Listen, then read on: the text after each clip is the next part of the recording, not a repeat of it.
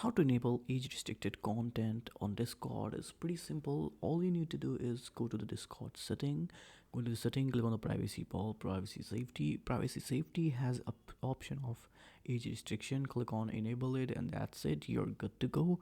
If you want to create an NSFW channel on the Discord, it's also very pretty simple. Just open your Discord desktop app, click on create a channel, just name it NSFW channel, click on the settings of that channel, click on the age restricted content enable toggle, just click on the save changes and click on the continue.